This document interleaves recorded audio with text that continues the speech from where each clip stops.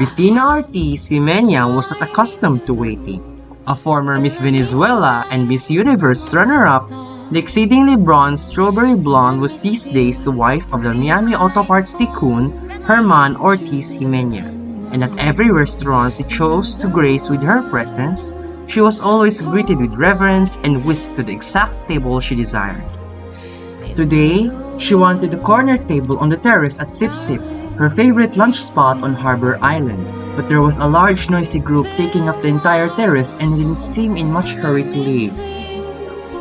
This 3.5-mile-long paradise, with its pristine pink sand beaches, was one of the best-kept secrets in the Caribbean. A haven for the very, very rich, filled with quaint little wood houses painted in shades of sherbet, charming boutiques, chic oceanfront mansions turned into inns, and five-star restaurants to rival St. Bart's. Tourists should have to take a style exam before ever being allowed to set foot on the island. Julie, honey, what's the dealio? I waited more than 15 minutes for my table, Bettina sighed to the owner of the restaurant. Sorry, Bettina, it's been one of those days. The party of 12 on the terrace showed up just before you did, Julie replied. But the terrace is your prime spot. Why on earth did you let those tourists take up all that space? Well, the tourist in the red fishing cap is the Duke of Glencora. His party just boated over from Windermere.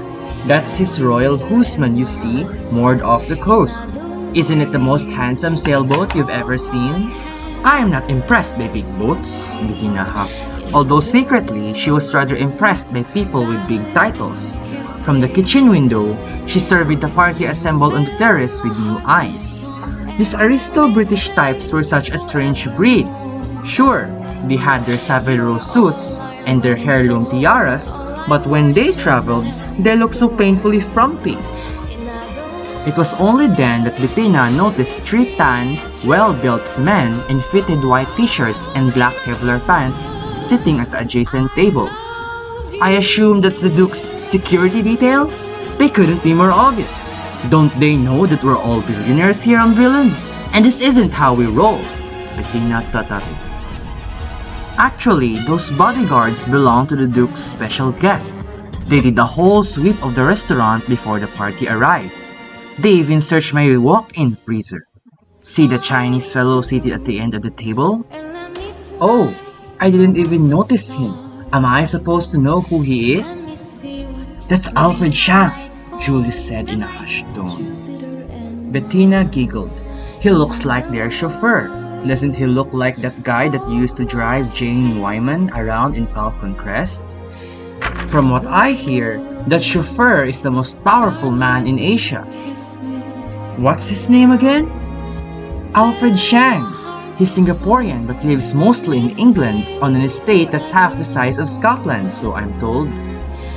Well, I've never seen his name on any of the rich lists, Bettina sniffed. Bettina, I'm sure you know that there are people on this planet who are far too rich and powerful to ever appear on those lists.